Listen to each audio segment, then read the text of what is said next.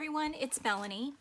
I thought that I would make a video on cutting these freehand letters because I had a few comments on the last video about cutting letters, and I personally love doing it. I find it very relaxing almost. And I think I'm going to show you what goes through my head, or try to show you my process when I'm doing it, and then I'll do a separate video on how you would lay out letters and things like that if you were cutting out something large, you know, a lot of words or a large sentiment or a saying or doing an entire page or something.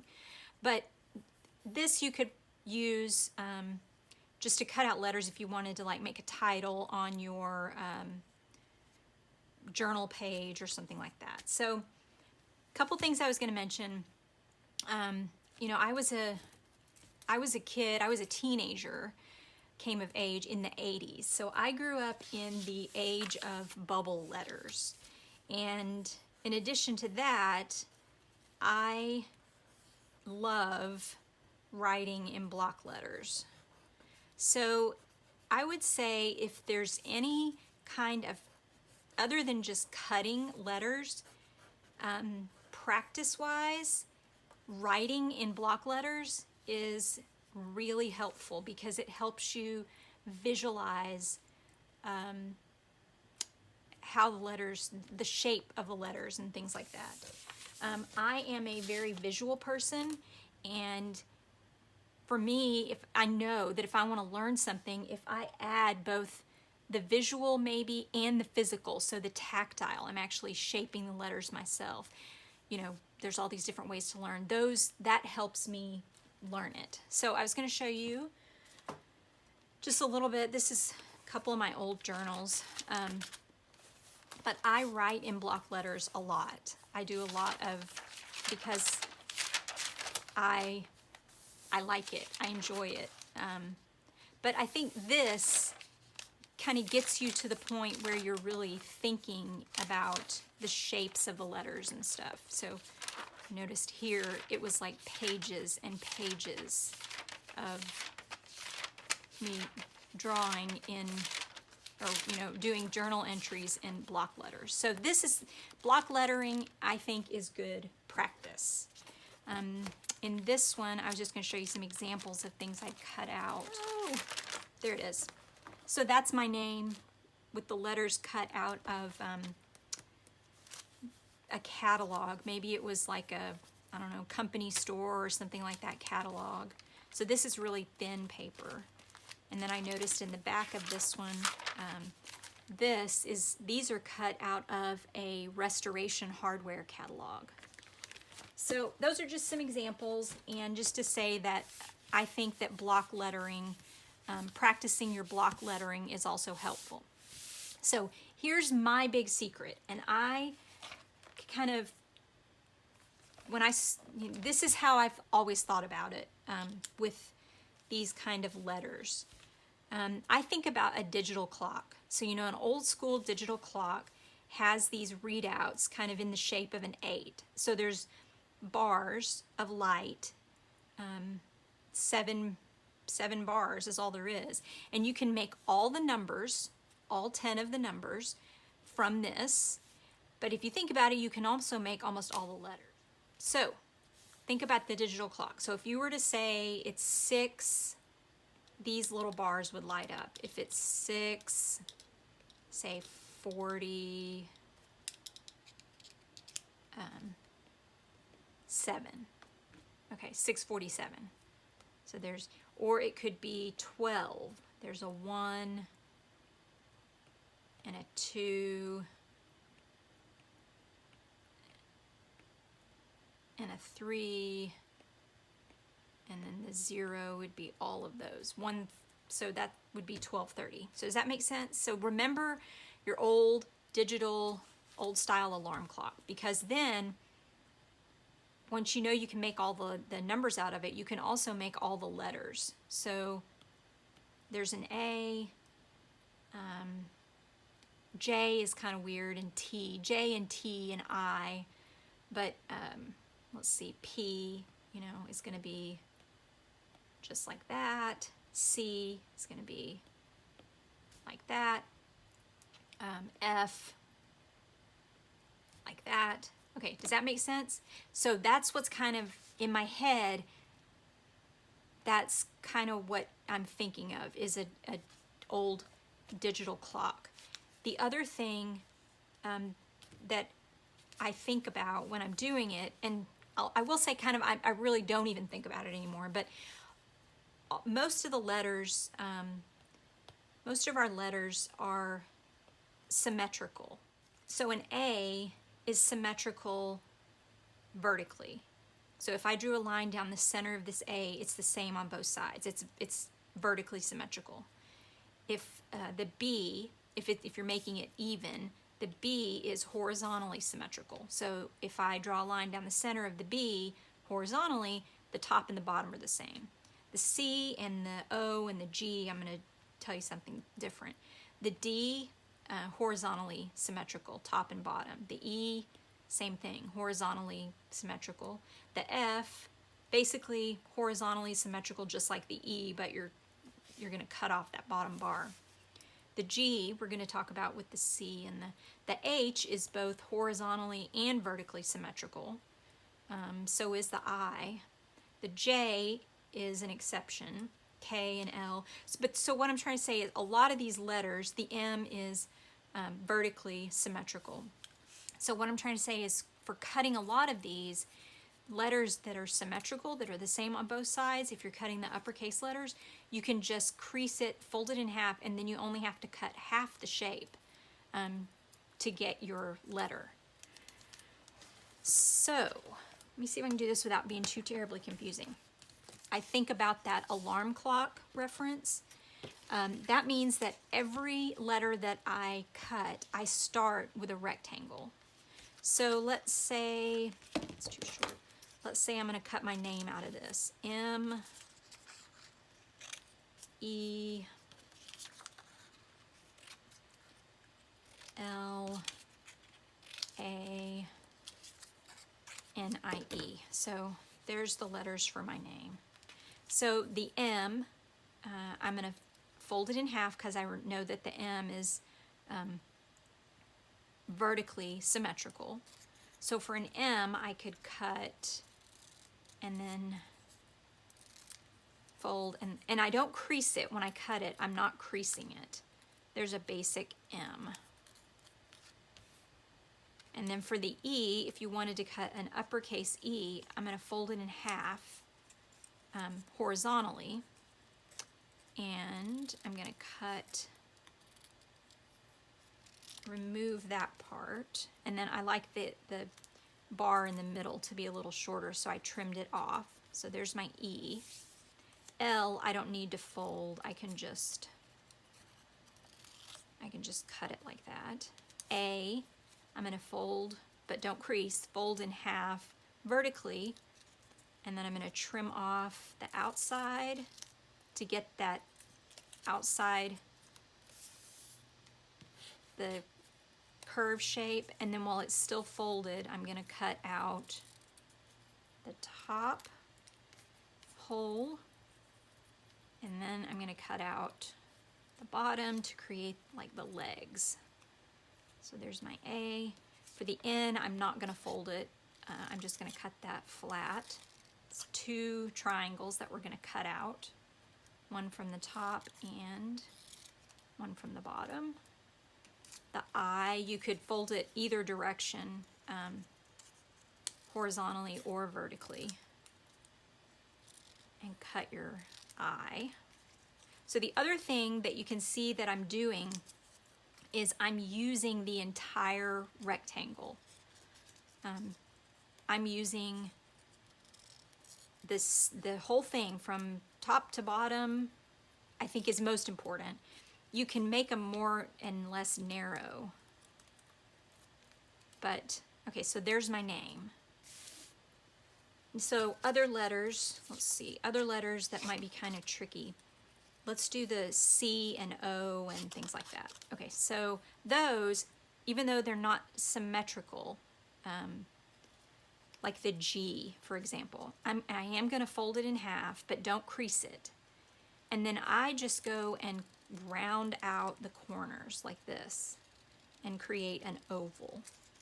So the C and the G and the O, things like that, I'm going to start with this oval shape, like that. So once I have that, then I can go in and cut away the center. And that's the other thing when you're doing it, you're thinking, you're always cutting parts away to kind of reveal your letter in there. Hardest letter, I think, and I cut it flat. I think the hardest letter to cut is the S. If you want to, you can fold it in half and then round your corners like that. Let me zoom you in just a tiny bit. Round your corners. And then for the S, I don't know what else to say other than it just takes practice.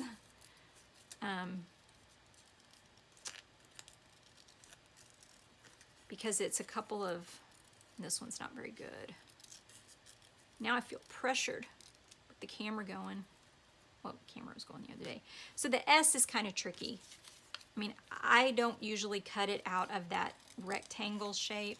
I mean, out of that, I don't usually cut the oval first. If I do an S,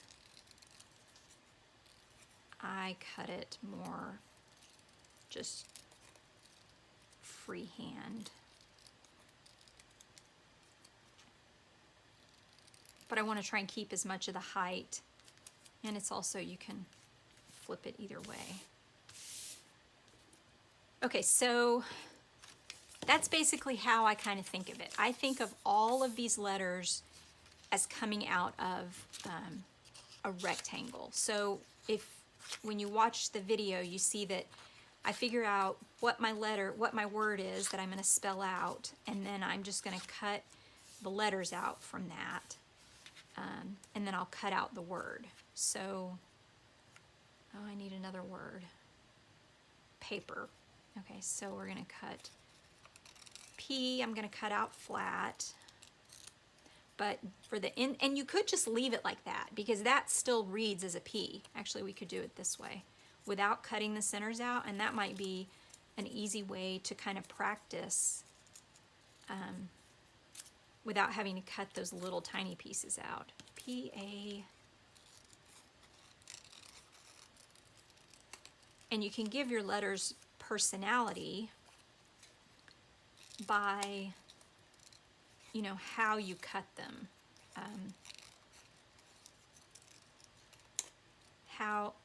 Was I off screen? Okay, so there's a E. Sorry, I was off screen, I think. The R, I cut flat. I just go in, make the back bar of the R back in here. When I get even with the leg there, then I round that out. So paper, there it is without the little cutouts. But if you wanted to, the inside of this R on the top is horizontally symmetrical. So I could kind of fold that, but don't crease it. Fold that and then cut out the inside of my R. And same thing with the P. The cutout shape that comes out of the P is horizontally symmetrical. So I could kind of fold it in half and cut that out. Same with the A. It's vertically symmetrical, so I can fold it over, cut it out. I keep going down here because I don't want the scraps to fall into my, and then the P horizontally symmetrical, so we'll fold the top half of the P in half and then trim that out. Does that make sense? And then let's do some more. So we can say C. I'll just cut some, because I want to do another whole video on how I do spacing and stuff. So this is going to be a C. So I'm going to start with my oval, round it out, and start with my oval. And then I'm cutting away the center of it. And I'm going to use this for a U. Now a U is, you could kind of start with the oval, but it's basically, it's vertically symmetrical. So I'm going to fold my paper in half, and then I'm going to cut the curve for the bottom, and then I'm going to cut the center out. Like that. T's are vertically symmetrical, but you can also just freehand cut. I keep doing that. It's just habit. I freehand cut the T like that.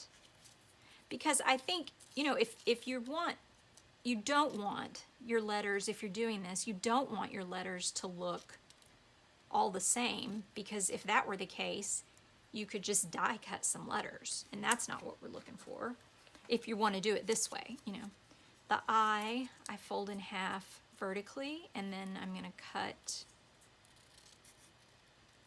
cut away the part I don't need, and that leaves me with that. The N I cut flat. Remember, I showed you in my name, so I'm just going to cut those two. And then a G. Let's make a G.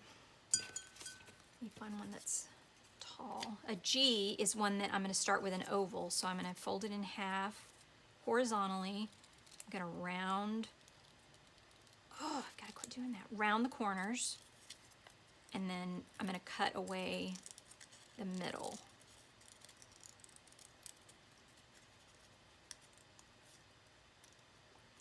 And you might notice when I'm doing this, I'm not moving my scissors. For the most part, I'm moving my paper the whole time.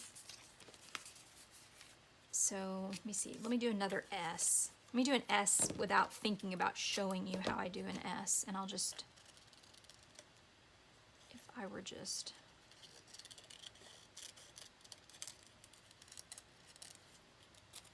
so see my scissors, I guess, really, my scissors are staying in the same position. And what I'm moving is I'm moving my paper the whole time.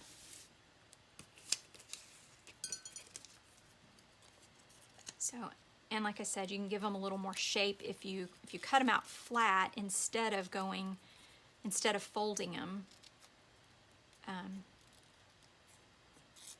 They have more of a hand cut looking shape. And you know, like this S, I don't like the top of that, could be skinnier, so I'll just go in there and trim it out like that. And then I just have a whole stack of, so here's like an F.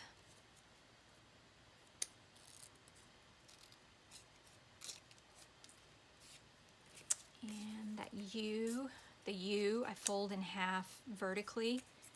Then I'm going to round the bottom and then cut out the inside.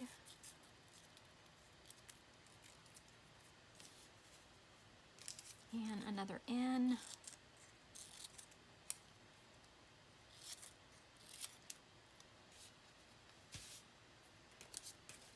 The O, let's see, if we cut an O,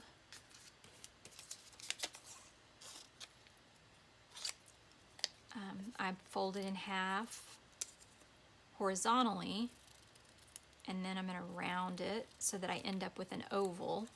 So I've got an oval, and then I'm going to cut the middle out of my oval. So hold it and cut out the middle. Make another T.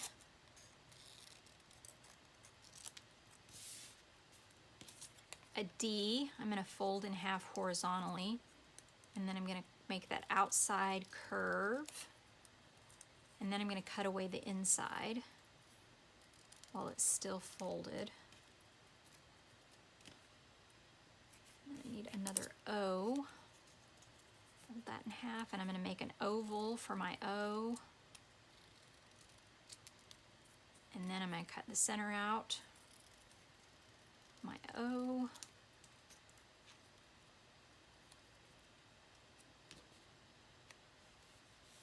So there's that. Let me show you, let me see, let me show you some other, like a B. A B you can fold twice. So if I'm going to cut my B out of this, there's my rectangle. I'm going to fold it in half horizontally, and I'm going to cut the outside of my shape like that. So if I unfold it, that's what I've got so far. That's what I've got so far. And then I'm going to fold this in half again horizontally, and I'm going to cut the center out. So this is why, I mean, you'd have to cut this flat if your paper was really thick, because it gets trickier. You know, I'm cutting through 4 layers there. So that you would, there's a B. And then if you wanted to cut it out flat, you could make it so it wasn't so symmetrical out of paper here. If you want to cut it out, say, you know, with the bottom of your B really big, and then the top of your B is smaller, like that, then you could fold the top and the bottom in half individually to cut out the insides of the letters.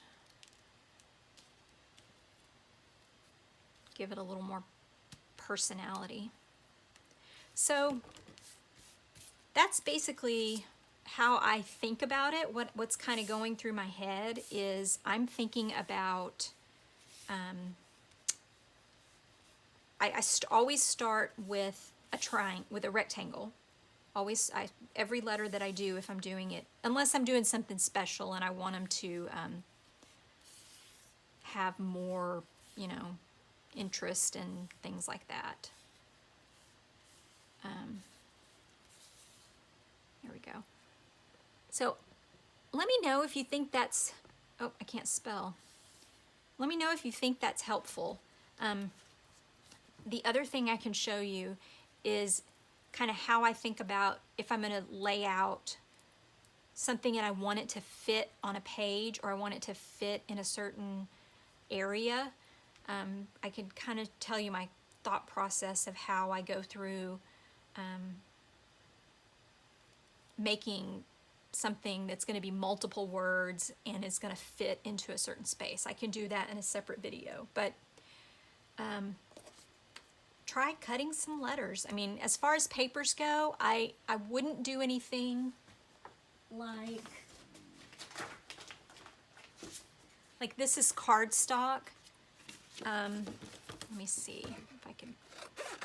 You could do it if you wanted to cut them all flat, but then you'd have to, the key to doing it this way is that you've got to be able to fold it in half to cut out the centers. So like an A, if I were to cut an A out of this, I would have to bend it in half, and see, it already creased. So I think this cardstock is too thick to do it this way. And then you could do it out of something even thinner, like I could do it out of, this is wrapping paper. So I could cut my letter out of this wrapping paper, and it'll probably be just fine as far as getting your letter. But then the issue that I have with using really thin paper like this is it's hard to glue. That's when I have trouble with it, is then when I want to glue it on, because I'm going to, you know, glue the back of it, and it's just not sturdy enough to make sure I've got glue on all of it and then get it onto the paper. So really, like this, you know, just plain office weight copy paper is best. I don't do it out of cardstock. It's too thick, because I make it by bending or folding the paper.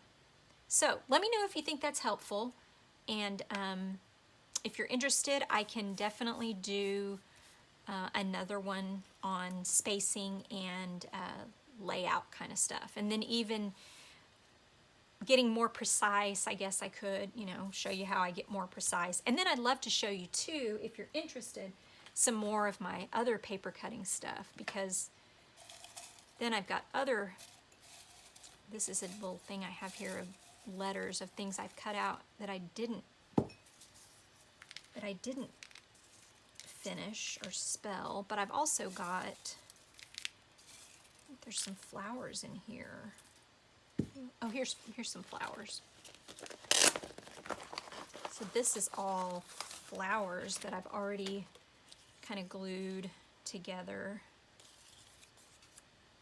Roses. So this is a whole nother, that's a whole nother ball game. That's a peony. There's a little peony. Whimsical kind of flowers.